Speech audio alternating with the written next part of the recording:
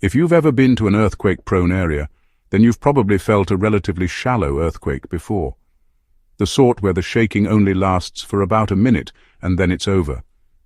But occasionally you might have felt something entirely different, a kind of prolonged shuddering that seems to go on forever. And if you're standing up, it can really mess with your balance. These are deep earth tremors, and although they don't usually cause much damage, we know shockingly little about them because they come from so deep underground. That is until now. In September of 2022, a 7.9 magnitude earthquake hit the Russian Far East, near the border with China and Japan. It was the largest earthquake in the world in almost 2 decades, but that's not even the interesting part. See, this earthquake was a megathrust quake, meaning it was caused by the grinding together of tectonic plates. And while most megathrust quakes happen on the ocean floor, this one occurred on land. And that meant scientists could study the rare inland version of these quakes in exquisite detail, thanks to a dense array of seismic monitors set up nearby to study the region's frequent but much smaller earthquakes. Scientists have already found some pretty interesting things, like the fact that the rupture from the quake extended unusually deep into the Earth's mantle, potentially all the way down to the core mantle boundary. But more recent studies are revealing new details about what happens when 2 tectonic plates grind together far below the surface. And it turns out there are some surprising differences between deep earthquakes and the ones we experience on the surface. Earthquakes happen when rocks deep underground suddenly shift, releasing waves of energy that radiate outward and shake the ground. This happens along geologic faults, which are fractures in the Earth's crust. Faults come in a few different flavors. Normal faults happen when the rocks on either side of the fault are moving away from each other. Reverse faults occur when the rocks are moving toward each other. And strike-slip faults occur when the rocks slide horizontally past each other. And then there are thrust faults, which are special kinds of reverse faults. On a thrust fault, one block of rock gets pushed on top of another, kind of like shoving a pile of papers against a wall. The papers aren't very stable, just like the rock blocks on a thrust fault. So eventually the top block slips down relative to the bottom block, and when that happens, the energy stored in the fault gets released in a sudden burst and the ground shakes. The thing is, despite their immense power, we actually don't know that much about thrust faults because they tend to happen on the sea floor. And studying underwater earthquakes is tricky. They're also hard to study because they're typically fairly shallow, which means they happen within a few kilometers of the surface. And we know from experience that shallow earthquakes can do a lot of damage, which means people and infrastructure tend to get in the way of good seismic monitoring in these areas. So scientists are always excited when a big quake happens on land, which is how researchers learned about the September 2022 earthquake in Russia. Now, scientists had actually recorded this earthquake as it happened because it was big enough to be detected by a global network of seismometers that monitor nuclear tests. But all those monitors were at least a few hundred kilometers away from the epicenter. And while they could tell scientists the general location and size of the quake, they couldn't tell them anything about the fault itself. Fortunately, there was a local seismic monitoring network in the area too, consisting of 40 stations set up to monitor the region's many smaller earthquakes. And since this array of monitors was so close to the quake, the data they collected was extremely detailed. First, the scientists used data from these local monitors to work out the location, size and shape of the fault. They found that the fault lay at a depth of about 600 to 800 kilometers beneath the Earth's surface, which is deep, even by tectonic standards. But that wasn't the whole story. To understand why, let's talk a little bit about what happens to seismic waves as they travel through the Earth. Seismic waves come in 2 basic types, P waves and S waves. P waves are like sound waves.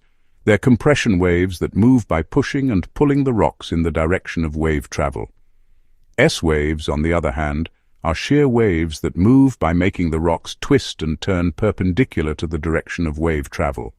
Now, P waves can pass through solids, liquids, and gases, but S waves can't. They only travel through solids. So the fact that S waves from the Russian megathrust were detected at all means that the earthquake must have been happening in a solid part of the mantle. But the speed of the waves also tells us something else about the interior of the Earth. Inside the Earth, temperature increases dramatically with depth. Eventually, the temperature gets so high that it's hot enough to melt rock. Most of the mantle is solid, but it's a weird kind of solid. It's a very viscous fluid that moves extremely slowly. And the deeper you go, the slower it moves. This gooey layer is called the asthenosphere. In the days after the quake, researchers noticed that the seismic waves from the earthquake weren't behaving like they should. Specifically, the S waves were traveling way too fast to have been coming from the asthenosphere. This made no sense. There was clearly a low viscosity layer of material there. So why were the seismic waves speeding through it? To solve this mystery, scientists turned to some exotic physics. One possibility was that the seismic waves were actually going through a layer of partially molten rock. Most materials become less rigid when they transition from a solid to a liquid. But there's a weird exception to this rule. Some crystalline solids composed of certain elements actually stiffen when they melt. This may not make intuitive sense, but think of it like a pane of glass. Glass is amorphous, which means its molecules are arranged randomly instead of in a regular lattice, like they are in a crystal. So a crystal can store more energy and therefore vibrate more easily. When it reaches its melting point, the molecules in the glass lose energy and become locked in place, which makes it stiffer. This is called the stiffening effect. And in 2023, a team of Japanese researchers reported that they had actually observed this stiffening effect in a partially molten rock sample from the Japanese island of Kinkasen. Now, scientists knew that the stiffening effect existed. After all, it's why diamond, which is pure carbon, is the hardest mineral on the Mohs scale, even though pure carbon in other forms like graphite is incredibly soft. But no one had ever seen it in action in a natural rock sample before, so they were super excited to confirm it in the lab. And it turns out that this discovery was key to understanding what was going on with the Russian Megathrust. You see, when researchers modeled the speed of seismic waves through a partially molten rock, they found that if the rock had the same composition as the one they studied in the lab, then the seismic waves would be way faster than expected. This was exactly what was observed during the earthquake, but only if the waves were passing through a very specific range of temperatures. At first, this seemed impossible. Researchers had previously assumed that the hotter parts of the mantle would be completely liquid, but this new evidence suggested otherwise. And this isn't the first time something like this has happened. Years ago, scientists studying seismic data from the San Andreas Fault realized that they couldn't model the speed of seismic waves through a layer of the mantle unless they assumed that it was partially molten. At the time, this was a huge surprise. But now it seems like this is just a property of how the Earth's mantle works. The prevailing theory is that the pressure hundreds of kilometers below the Earth's surface is so great that it keeps rock from melting even at thousands of degrees Celsius. But once the rock starts moving, the pressure is released, and the rock melts at least partially. And this partially molten rock behaves like an ultra-thick syrup. It's stiff enough to support seismic waves, but it's also dynamic enough to allow the tectonic plates to move. So it looks like the asthenosphere isn't actually a layer at all. Instead, it's just a range of temperatures within the Earth's mantle. And that explains why the September 2022 earthquake was so weird.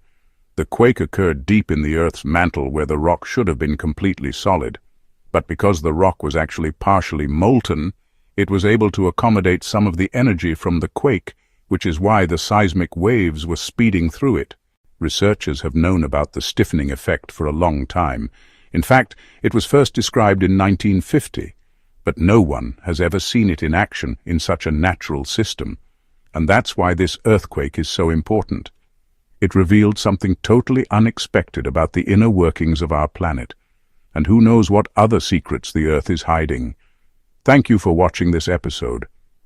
If you want to help us explain even more mind-blowing space stuff to the whole internet, We have a Patreon where the people who want to support the work that we do that so that we can keep doing it. You can find it at our support page.